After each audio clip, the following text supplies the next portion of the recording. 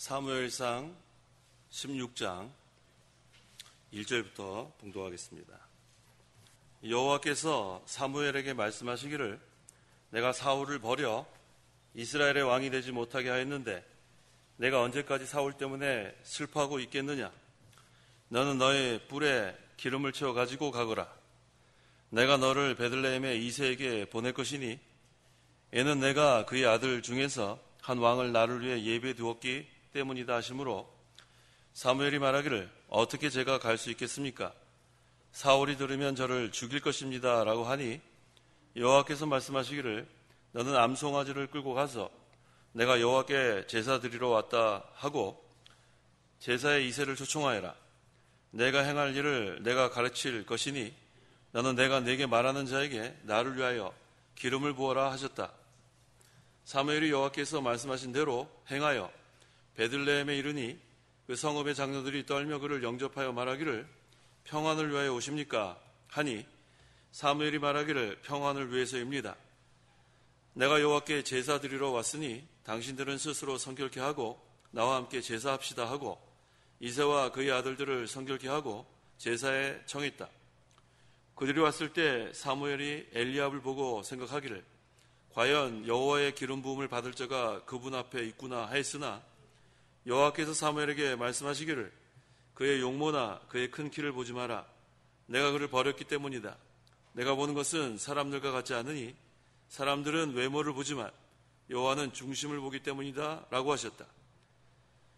이새가 아비나답을 불러 사무엘 앞으로 지나가게 하니 사무엘이 말하기를 이 사람도 역시 여호와께서 택하지 않으셨습니다 하였고 이새가 또 산마를 지나가게 하니 사무엘이 말하기를 이 사람 역시 여호와께서 택하지 않으셨습니다 하였으며 이새가 그의 7 아들들을 사무엘 앞으로 지나가게 했으나 사무엘이 이새에게 말하기를 여호와께서 이들을 택하지 않으셨습니다 하였다. 사무엘이 이새에게 말하기를 이 아들들이 전부입니까? 하니 이새가 말하기를 아직 막내가 남았는데 보십시오. 그는 양을 치고 있습니다 하므로 사무엘이 이새에게 말하기를 사람을 보내어 그를 데려오시오. 그가 여기 올 때까지는 우리가 식탁에 앉지 않을 것입니다 하였다.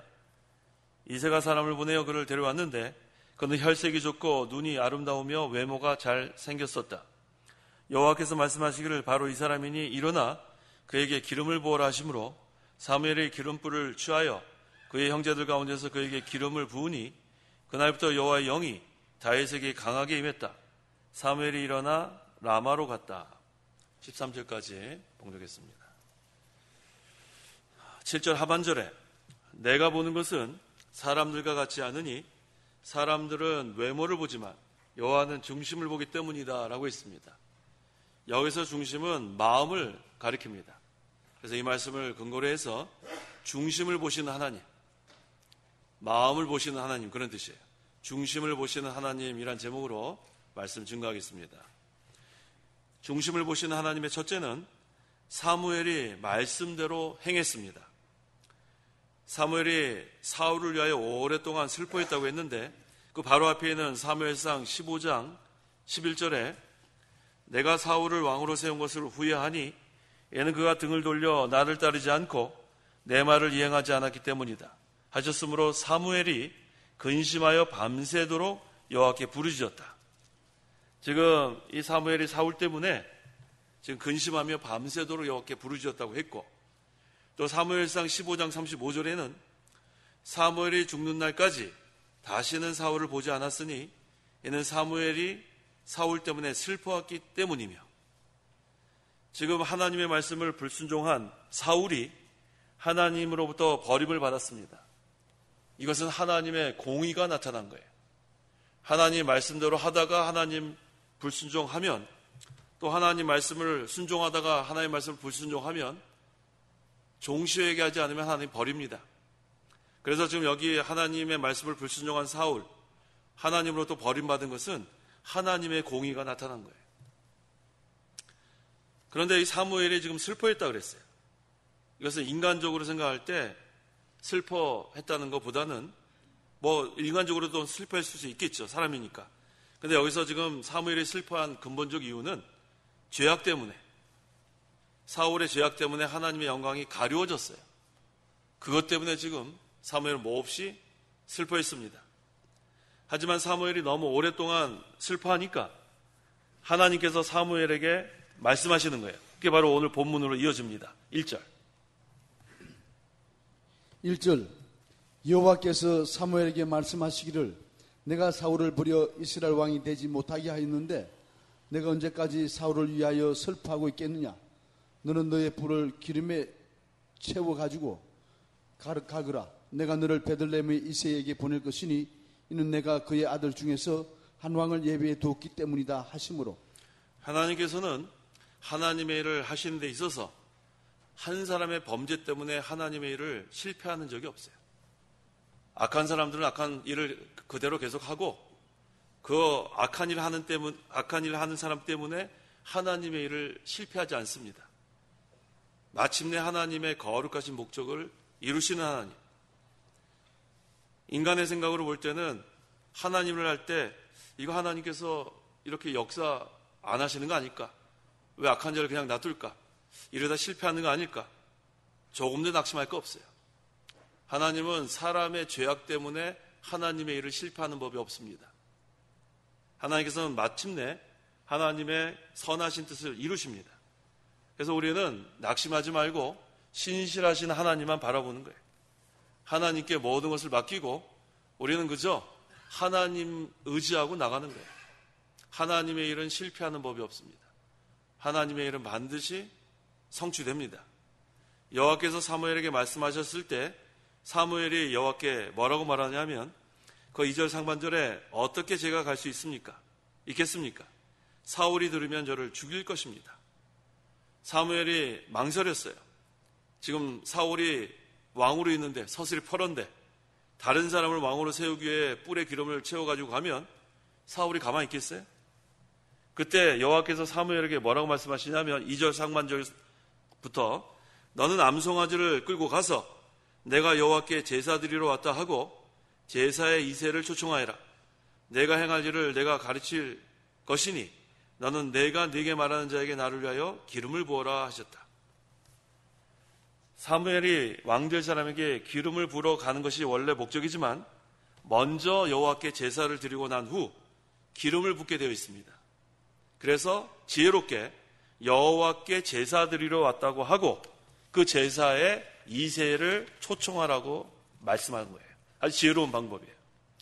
기름을 붓는 일은 하나님의 일이기 때문에 지금 이것 때문에 죽일 명목이 안 돼요. 근데 그 목적은 새롭게 왕을 세우기 위해서 먼저 하나님께 제사를 드리는 거예요. 순서도 제대로 됐습니다. 이와 같은 제사를 드리는 이유는 하나님과 사람 사이에 평안을 가져오기 때문에 화목을 가져오기 때문에 제사를 드리는 겁니다.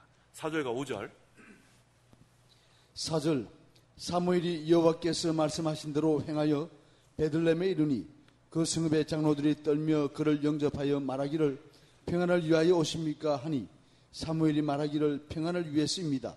내가 여호와께 제사 드리러 왔으니 당신들은 스스로 성결케 하고 나와 함께 제사합시다 하고 이새와 그의 아들들을 성결케 하고 제사에 청했다. 지금 사무엘 선지자가 베들레헴에 오니까 그 성읍의 장로들이 떨었어요. 이거 무슨 큰일 난 거 아닌가? 걱정이 됐습니다. 그래서 사무엘이 오니까 뭐라고 물어봤어요? 평안을 위하여 오십니까? 그랬더니 사무엘이 뭐라고 대답했어요? 평안을 위해서입니다. 하나님께 제사 드리는 것은 하나님과 사람 사이의 평안을 위한 제사라고 그랬죠. 하나님과 사람 사이의 화목을 위한 제사를 드리러 왔으니까 그대로 얘기한 거예요. 여호와께 제사 드리러 왔다. 평안을 위해서. 이건 무슨 뜻이냐면 제사 드리러 왔다는 뜻이에요. 그 당시에 그 제사는 하나님과 사람 사이의 평안을 위해서, 하나님과 사람 사이의 화목을 위해서 드리기 때문에 제사 드리러 왔다는 것을 평안을 위해서 왔다 이렇게 표현한 거예요. 그래서 하나님께서 말씀하신 대로 이제는 이새와 그 아들들을 제사에 청했습니다. 사울이 죽일 수 있는 명목이 없어요. 여호와의 말씀대로 사무엘이 순종하니까 이와 같이 순종한 길이 열렸습니다. 자, 중심을 보시는 하나님의 둘째, 외모를 보지 않고 중심을 보심. 외모를 보시지 않고 중심을 보심. 자, 사무엘이 이제 이새와 그 아들들을 청했더니 왔습니다. 6절에 6절 그들이 왔을 때에 사무엘이 엘리압을 보고 생각하기를 과연 여호와의 기름 부음을 받을 자가 그분 앞에 있구나 하였으나. 자, 첫째 아들이 누구예요? 이름이? 엘리압. 엘리압이 맏아들인데 용모가 준수했어요. 그리고 키가 컸습니다. 거기 7절에 나오잖아요. 여호와께서 사무엘에게 말씀하시기를 그의 용모가 그의 큰 키를 보지 마라. 그걸 보니까 용모도 출중하고 키도 컸고, 그래서 사무엘은 엘리압이구나, 얼굴도 잘생기고 키도 크니까 하나님께서 엘리압을 이제 왕으로 세울 거구나. 인간의 생각이에요. 인간의 생각.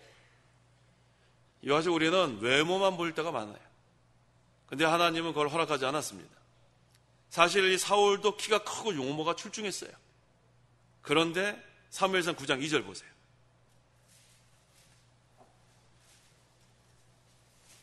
(2절) 그에게 아들이 있었는데 그의 이름은 사울이었으며 그는 잘생긴 청년으로서 이스라엘 자손 중에 그보다 더 잘생긴 자가 없었고 그 키가 모든 백성보다 어깨 위는 더 컸다. 사울 왕이 얼굴이 잘생겼어요. 그리고 키도 엄청나게 컸어요. 그러니까 사울을 그렇게 왕으로 삼은 걸 보니까 사무엘이 그렇지, 엘리압도 얼굴도 잘생기고 키가 크니까 이 사람이구나. 이게 바로 인간의 판단 기준입니다. 그런데 7절에 뭐라고 했습니까? 같이 한번 읽어보겠습니다. 시작. 여호와께서 사무엘에게 말씀하시기를 그의 용모나 그의 큰 키를 보지 마라. 내가 그를 버렸기 때문이다. 내가 보는 것은 사람들과 같지 않으니 사람들은 외모를 보지만 여호와는 중심을 보기 때문이다 라고 하셨다. 여호와는 뭐를 보세요? 중심이 바로 뭐예요? 마음을 보신다. 우리는 그저 외모만 보고 판단하는데 아직 사무엘도 똑같아요. 선지자인데도 불구하고 엘리압이 새로 될 왕인 줄 알았다니까요. 그래서 우리가 실수를 할 때가 많습니다. 야고보서 2장 1절에도 사람을 외모로 취하지 마라 그랬어요. 외모로 취해가지고 차별하면 그거는 하나님 앞에 바로 하는 게 아니에요. 야고보서 2장 2절에서 4절. 2절 만일 너희의 해당에 금반지를 끼고 화려한 옷을 입은 자들이 들어오고 또 더러운 옷을 입은 가난한 자들이 들어올 때 너희가 화려한 옷 입은 자를 보고 말하기를 여기 좋은 자리에 앉으십시오 하고 가난한 자에게는 말하기를 거기 서 있든지 내 발받침 아래 앉으시오 한다면 이는 너희가 스스로 차별하여 악한 생각으로 판단하는 자가 된 것이 아니냐. 악한 생각으로 판단하는 자가 되면 안 돼요.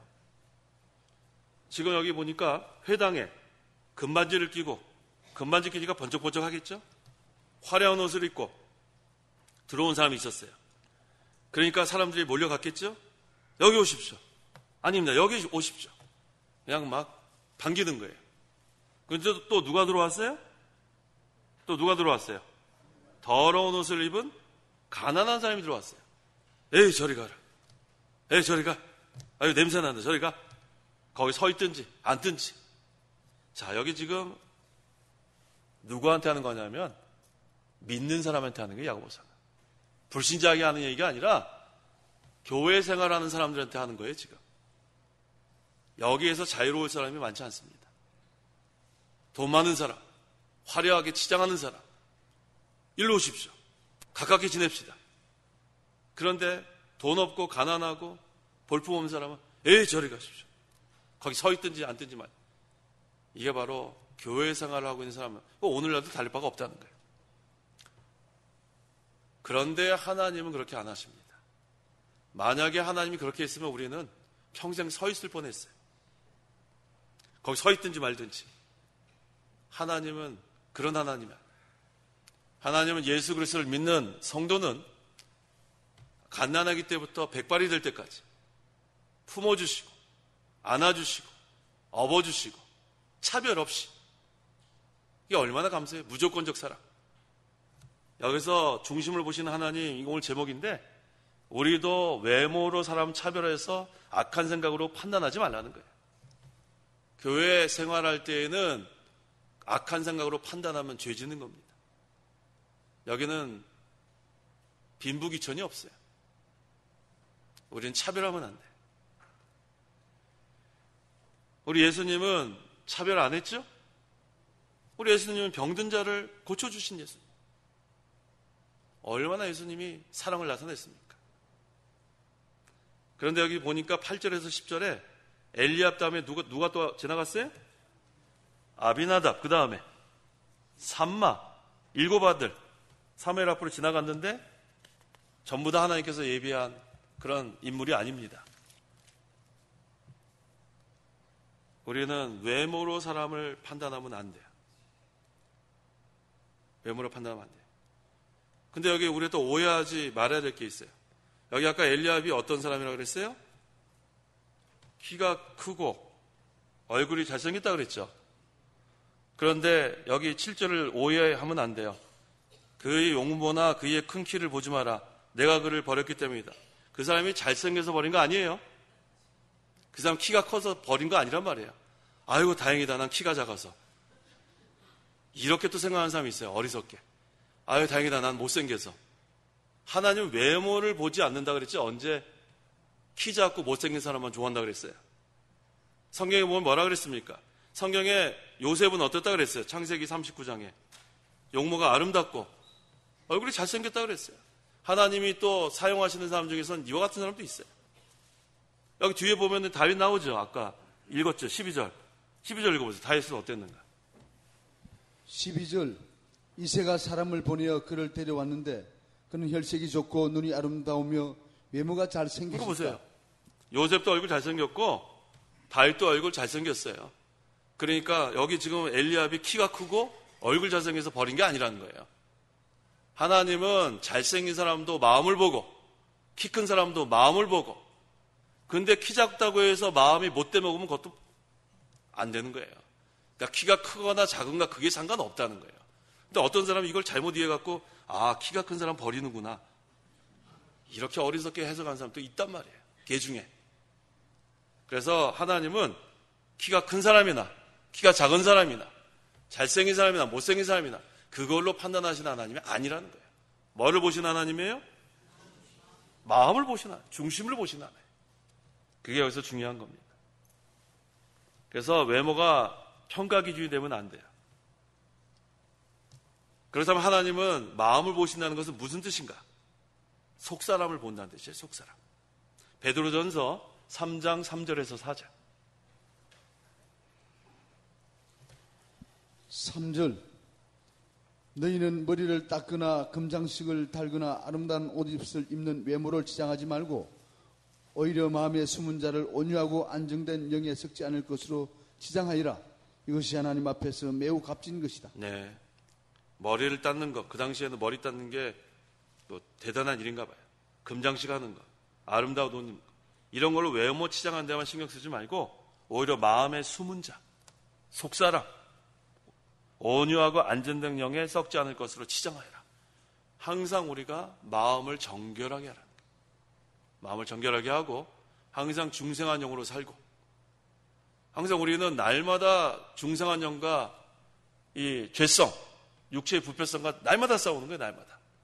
근데 겉모양만 치장하다가 믿음 생활 잘 안 하면 이 몸이 겉은 치장을 했는데 아주 아름답게 입었는데 못된 짓 한단 말이에요. 못된 짓. 속사람을 단정해라. 여기서 마음을 보신 하나님께서는 우리의 속사람을 보신다는 거예요. 항상 우리가 이 내적 싸움에서 중생한 영이 이끄는 대로 살아가고 있는가? 아니면은 죄성, 부패성에 이용되는가? 근데 여기 지금 보니까 이 형들이 다 지나간 다음에 마지막에 누가 새로 왕이 됐죠? 다윗이 왕이 됐어. 다윗이 왜 왕이 되는지 아세요? 그 답이 여기 나와요. 사도행전 13장 21절 22절. 왜 다윗이 왕이 되었는가? 사도행전 13장 21절 22절. 21절 그 뒤에 그들이 왕을 요구하자 하나님께서 그들에게 베냐민 지파 사람 기스 아들 사울을 40년 동안 주셨다가 그를 피하시고 그들을 위하여 다윗을 왕으로 세우시면서 그에 대하여 정언하여 말씀하시기를 이세 아들 다윗을 만나니 내 마음에 맞는 사람이다. 그가 내 모든 뜻을 행할 것이다 라고 하셨다. 자, 다윗은 어떤 사람이에요? 하나님 마음에 맞는 사람이란 말이에요. 우리 성경에 부러워할 사람이 별로 없는데 다윗은 좀 부러워요. 왜 부러워요? 하나님 마음에 맞는 사람이에요. 부러워요? 부러워요? 부러워만 하실래요? 부러워만 하실래요? 내가 하나님 마음에 맞는 사람이 돼야지 왜 부러워만 하세요? 내가 하나님 마음에 맞아야지. 맞죠? 부러워만 할 필요 없어요. 아, 다윗은 좋겠다. 하나님 마음에 맞는 사람이다. 평생 부러워만 할 거 아닙니다. 그러면 내가 하나님 마음에 맞아야 되겠죠. 어떻게 했기에 이 다윗이 하나님 마음에 맞았을까? 그게 오늘의 가장 중요한 거란 말이에요. 제목은 중심을 보신 하나님이지만 이 중심을 보신 하나님의 그 마음에 맞는 사람이 다윗이란 말이에요. 그럼 어떻게 해야 우리도 하나님 마음에 맞아서 우리 이름을 대고 누구는 하나님 마음에 맞는 사람이다 이렇게 인정을 받을까? 자, 다윗이 왜 하나님 마음에 맞았는가? 첫째는 하나님만 위하는 사람이에요. 그게 답이에요. 자기를 위하지 않고 하나님만 위하는 사람이기 때문에 하나님 마음에 맞았습니다. 사울은 아니에요. 사울은 아말렉 족속을 하나님이 다 진멸하라고 했더니 하나님께 제사한다고 구실을 붙여가지고 가장 좋은 소와 가장 좋은 양을 남겨뒀어요. 누가 가지려고? 자기가 가지려고. 사울은 자기를 위한 사람이지 하나님을 위한 사람이 아니에요. 하나님 마음에 맞는 사람은 하나님을 위하여 사는 사람입니다. 겉으로는 하나님께 제사한다고 그럴듯한 구실 붙였지만 자기가 가지려고 가장 좋은 양과 가장 좋은 양, 그 소를 남겨둔 사람이에요. 그런데 다윗은 아니에요. 자기 위하지 않았어요. 하나님만 위하는 사람. 자, 하나님 마음에 맞으려면 어떻게 하라고요? 하나님을 위하여 살아야 돼요. 하나님을 위하여. 그럼 하나님이 너는 내 마음에 맞는 사람이다. 두 번째, 하나님 마음에 맞는 사람이 되려면 하나님 말씀을 순종해야 돼요. 사울은 순종 안 했습니다. 사울은 자기한테 필요하면 순종하고 필요하지 않으면 순종하지 않았어요. 하지만 다윗은 하나님 말씀 순종하는 것을 자기 목숨처럼 중요하게 여겼어요. 이게 차이예요. 그래서 하나님께서 하나님 마음에 맞다 그랬어요. 사울이 어땠어요? 아말렉 족속을 다 죽이라 그랬죠. 아말렉 족속 다 진멸하라 그랬는데 아말렉 아각 왕은 죽이지 않고 사로잡아 왔어요. 하나님은 어떻게 하라 그랬어요? 아말렉을 다 진멸하라 그랬는데 아각 왕을 왜 살려와요? 자기한테 필요하면 순종하고 필요하지 않으면 불순종하고 이래가지고는 하나님의 마음에 맞을 수 없습니다. 하나님이 죽이라 그러면 죽여야 돼. 하나님은 공의를 나타내신 하나님이기 때문에 엄격하게 할 때는 엄격하게 하고 사람 마음 맞추려다가 하나님 말씀 불순종하면은 그건 하나님의 마음에 맞을 수가 없어요. 하나님은 긍휼을 베푸시고 인애를 베푸시지만 또 공의를 나타낼 때는 공의를 나타내시잖아요. 다윗이 그걸 잘했습니다. 근데 사울은 그걸 못했어요. 하나님 마음에 맞으려면 두 번째 어떻게 해야 돼요? 하나님의 말씀을 순종해야 돼요. 하나님만 위하여야 되고 하나님의 말씀을 순종해야 되고. 자, 근데 세 번째, 하나님 마음에 맞는 사람이 되려면 전심으로 하나님을 찾아야 돼요. 어떻게 해야 돼요? 전심으로 찾아야 돼요. 전심으로. 다윗과 골리앗이 싸웠죠. 싸웠잖아요. 다윗 골리앗은 뭘 가지고 왔죠? 창과 단창과 완전 무장했잖아요. 다윗은 뭐 가지고 나갔죠? 물맷돌. 상대가 안 돼요. 골리앗은 엄청나게 큰 장수고 다윗은 소년이란 말이에요. 인간적인 생각할 때는 다윗이 지는 게 맞아요. 근데 다윗이 뭐라고 했습니까? 다 찾아보세요. 사무엘상 17장 45절. 같이 한번 읽어보세요. 사무엘상 17장 45절. 다 찾아보세요. 사무엘상 17장 45절. 시작. 다윗이 그 블레셋 사람에게 말했다. 너는 칼과 창과 단창으로 내게 오지마. 나는 내가 조롱하는 만군의 여호와 이스라엘 군대의 하나님으로 내게 간다. 전심으로 하나님을 찾죠. 전심으로. 주여 도와주시옵소서. 그럼 하나님이 도와주신단 말이에요. 다윗이 골리앗을 이긴단 말이에요. 이게 바로 하나님 마음에 맞는 사람이에요. 골리앗은 뭐 칼하고 창하고 단창 뭐 아무리 무장해봤자 허점이 노출됐단 말이에요. 그러니까 물맷돌로 하나님 능력으로 휙 하고 던졌더니 급소에 맞아서 직사하지 않았습니까? 어떻게 물맷돌로 사람을 한 번에 죽이겠어요? 그건 하나님이 다윗이 이렇게 전심으로 찾으니까 도와줘요. 네 번째, 하나님 마음에 맞는 사람은 어떤 사람인가? 하나님만 의지하는 사람이에요. 하나님만 의지하는 사람. 그 예레미야 몇 장이죠? 시냇가에 심은 나무와 같다. 예레미야 몇 장이에요? 17장. 몇 절이에요? 하나님 신뢰하고 어디가 있어요? 있습니다. 찾아보세요. 예, 6, 7절. 네. 그러나 여호와를 신뢰하고 여호와를 의지하는 사람은 복을 받을 것이다. 그는 물가에 심은 나무 같아서 그 뿌리를 시내까지 뻗치니 더위가 와도 두려워하지 않으며 그 잎사귀는 푸르고 가뭄에도 염려하지 않으며 열매 맺기를 그치지 않는다. 그렇죠. 여호와를 의지해야 된단 말이에요. 다윗은 여호와를 의지했단 말이에요. 여호와 의지했어야 안 했어요? 다윗이 의지했어야 안 했어요? 의지한 거 확실해요? 거기 시편 보면 나오잖아요. 시편 23편 우리 다 외우잖아요. 한번 외워보세요. 여호와는 나의 목자시니 내가 부족함이 없으리로다. 나로 푸른 초장에 누이시며 쉴만한 물가로 인도하시는도다. 자, 좀 전에 예레미야 17장 우리 7절 8절 읽었잖아요. 거기하고 그대로 똑같아요. 뭐라고 했어요? 여호와를 의지하는 사람은 물가에 심은 나무 같아서 그 뿌리가 시냇가에 뻗쳐서 더위가 와도 두려워하지 않고 잎사귀가 푸르고 가뭄에도 염려하지 않고 열매 맺는다 그랬잖아요. 이게 바로 다윗이 이런 사람이라는 거예요. 여호와를 의지하니까, 여호와를 나의 목자로 삼으니까 푸른 초장, 쉴만한 물가. 이게 바로 다윗이 그래서 하나님의 마음에 맞는 사람이라는 거예요.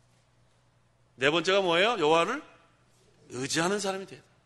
그러면은 걱정할 게 하나도 없어요. 이게 뭐라 그랬어요? 염려하지 않는다 그랬잖아요.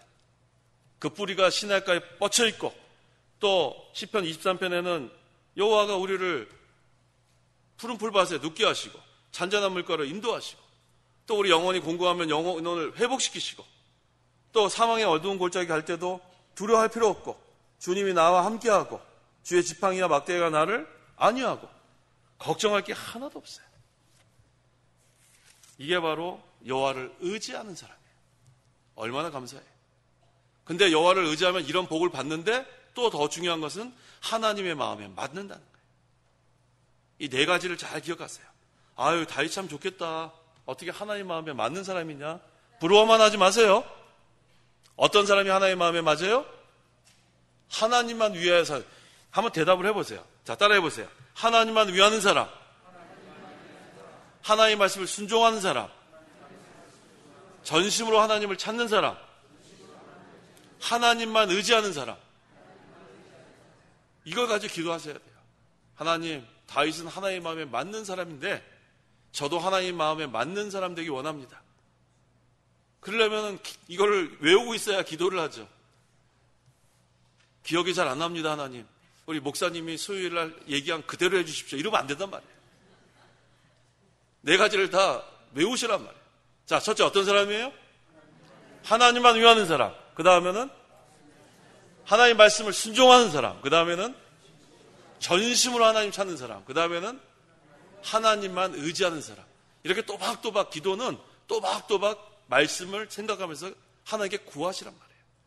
그러면 하나님이 그래, 네가 나를 위하는 사람이 너 내 마음에 맞는다. 네가 내 말씀을 순종하려고 하는구나. 네 내 마음에 맞는다. 네가 전심으로 나를 찾으려고 하는구나. 너는 내 마음에 맞는다. 네가 나만 의지하는구나. 그래, 내가 너를 쉴만한 물가 푸른 초장으로 인도하겠다. 하나님이 우리를 인정할 뿐만 아니라 우리를 인도하신단 말이에요. 이 네 가지 오늘 중요한 겁니다. 다윗이 하나님 마음에 맞는 사람인데 왜 다윗만 하나님 마음에 맞겠어요? 나도 하나님 마음에 맞아야지. 그런데 사울은 전부 다 반대예요. 사울은 자기를 위했고 하나님 말씀 순종하지 않았고 전심으로 하나님 찾지 않았고 나중에 누구 찾아갔어요? 사울은 신접한 여인 찾아갔단 말이에요. 신접한 여인이 뭐 하는 사람이에요? 무당 찾아갔다면 무당. 혹시 우리 교인 가운데 신년 운세 보는 사람 없어요? 뭐 신문 같은 데 보면 오늘의 운세 이런 거 나오대요? 아, 궁금하다. 오늘의 운세가 뭘까? 이런 거 보지 말란 말이에요, 이런 거. 그런 사람 있어요? 있어요, 없어요? 그 시간에 성경 보란 말이에요, 성경. 오늘의 운세는 무슨 오늘의 운세? 그 다음에 점 보러 다니는 사람 없어요? 점 보러 다니는 사람. 아이고, 이거 뭐 점이나 봐야지. 근데 점 보는 사람 치고 잘 사는 사람 있어요, 없어요? 어디 그냥 음침한 데 가가지고 그냥 시커먼 데 가가지고, 전 안 가봤지만 지난번에 저기 어디 신방 가다 보니까 영등포 어디 가다 보니까 햇빛도 잘 들지 않는 그런 어떤 조그만 그냥 방 같은데 신년 운세 점 잘 봅니다 이러고 써 있더라고요. 운세를 알면 그 사람은 왜 거기 앉아 있어요? 자기가 좀 잘 살 것이지. 근데 거기 가가지고 쭈구리가 앉아가지고 돈 내고 얼마나 한심한지 모르겠어요. 사울이 그랬단 말이에요. 사울이 신접한 여인한테 찾아가갖고 누구 불러달라 그랬어요? 사무엘을 불러달라 그랬단 말이에요. 그러니까 신접한 여인이 아주 능력이 있죠? 사무엘을 불러줬죠? 불러줬죠? 뭘 끄떡끄떡이에요. 그거 사무엘 아닙니다. 마귀예요, 마귀. 신접한 여인이 어떻게 사무엘을 불러요? 그러면 마귀에게 속습니다. 정신 바짝 차려야 돼요. 그 다음에 이 사울은 하나님 의지하지 않았어요. 그게 문제예요. 그래서 하나님께서 마음을 보시는, 중심을 보시는 하나님께서 사울을 버렸습니다. 외모를 보고 버린 게 아니고 이 네 가지 안에서 버린 거예요. 그런데 다윗은 왜 왕으로 세웠냐면 이 네 가지 때문에 세운 거예요. 하나님 마음에 맞는 사람, 하나님만 위하는 사람, 하나님의 말씀을 순종하는 사람, 전심으로 하나님 찾는 사람, 하나님만 의지하는 사람. 우리도 이러한 사람이 되면 하나님이 인정합니다. 자, 중심을 보신 하나님. 셋째, 다윗에게 기름을 부었습니다. 자, 하나님께서는 중심을 보시고 하나님의 마음에 맞는 사람을 찾으셨기 때문에 이새의 7번째 아들 하나님께서 택하지 않으셨어요. 7명 다 지나갔어요. 그 다음에 사무엘이 이새에게 물어봤습니다. 11절에 이 아들들이 전부입니까? 그때 이새가 대답합니다. 아직 막내가 남았는데 보십시오. 그는 양을 치고 있습니다. 사무엘이 이새에게 데려오도록 시킵니다. 사람을 보내어 데려오시오. 그가 여기 올 때까지는 우리가 식탁에 앉지 않을 것입니다. 그 다음에 어떤 일이 일어났어요? 12절에서 13절. 12절 이새가 사람을 보내어 그를 데려왔는데 그는 혈색이 좋고 눈이 아름다우며 외모가 잘생겼었다.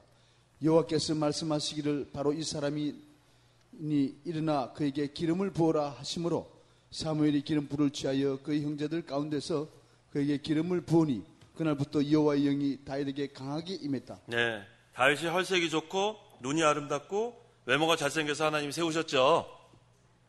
끄떡끄떡하면 안 된다니까요. 지금까지 그렇게 열심히 했는데 끄떡끄떡하면 어떻게 해요? 하나님이 그렇죠. 마음에 맞는 거 지금까지 그렇게 네 가지 열심히 따라한 다음에 혈색이 좋고 눈이 아름답고 외모가 잘생겨서 뽑았지 그럴 때 끄떡끄떡하면 어떻게 해요? 자, 하나님은 외모를 보지 않아요. 키 크든 작든 그거 중요하지 않습니다. 잘생기고 못생기고 중요하지 않아요. 하나님은 우리의 마음을 보시는 거예요. 그래서 우리는 항상 이 속사람을 단정해야 돼요. 하나의 마음에 맞도록. 그 네 가지 뭐였어요? 크게 한번 해보세요. 첫째, 하나님만 위하는 사람. 둘째, 하나님의 말씀을 순종하는 사람. 셋째가 뭐예요? 전심으로 하나님 찾는 사람. 넷째, 하나님만 의지하는 사람. 그래서 다윗에게 기름을 부었다는 거예요. 하나의 마음에 맞는 사람입니다. 기름을 부은 다음부터 여호와의 영이 다윗에게 강하게 임했다 그랬어요. 성령이 역사하는 거예요. 기름 부은 자는 성령이 역사합니다. 그래서 다윗은 하나님께서 특별히 쓰시는 종이 된 거예요. 특별한 은혜를 받았습니다. 그래서 우리가 하나님께 직분을 다 받은 자들이에요. 어떤 직분을 받았냐면 복음의 직분을 다 받았어요. 복음의 직분. 우리는 질그릇과 같지만 우리는 다 질그릇 안에 보배가 있는데 그 보배가 바로 복음의 직분이에요. 복음이 있고 복음의 직분이 있고. 그래서 이 직분 받은 사람은 이제는 아까 그 네 가지를 잘 기억하고 살아야 합니다. 그래야 하나님께서 우리를 인정하시고 그 다음에 하나의 마음에 맞는 사람이 되는 거예요. 그래서 우리가 기도할 때마다 이 네 가지를 늘 기억하세요. 네 가지. 제가 자꾸 반복하는 거예요. 끝난 다음에 이제 집으로 갈 때 네 가지 기억 안 날 거예요. 제 말이 맞나 안 맞나 한번 보세요. 지금도 따라하지 못하는데 가면서 어떻게 따라하게 생각이 나겠어요? 확실히 하세요. 첫째가 뭐예요? 하나님만 위하는 사람. 둘째, 하나님의 말씀을 순종하는 사람. 셋째, 전심으로 하나님을 찾는 사람. 넷째, 하나님만 의지하는 사람. 기도하십시오. 기도하겠습니다. 하나님 아버지 감사합니다. 우리의 외모를 보지 않으시고 우리의 마음을 보시는 하나님, 우리의 중심을 보시는 하나님 감사합니다. 우리가 하나님 마음에 맞는 사람이 되기를 원합니다. 우리가 하나님만 위하고 하나님 말씀 순종하고 전심으로 하나님을 찾고 하나님만 의지함으로 하나님 마음에 맞아서 하나님께서 우리에게 직분을 맡겨주셨는데 하나님이 인정받는 직분자들 될 수 있도록 역사하여 주시옵소서. 우리는 질그릇과 같아 연약하고 부족하지만 우리 안엔 보배가 있다고 했습니다. 이 복음의 직분을 주셨사오니 이제는 하나님만 전적으로 의지해서 하나님의 능력으로 이 일 감당할 수 있도록 도와주시옵소서. 예수님의 이름으로 기도하옵나이다. 아멘.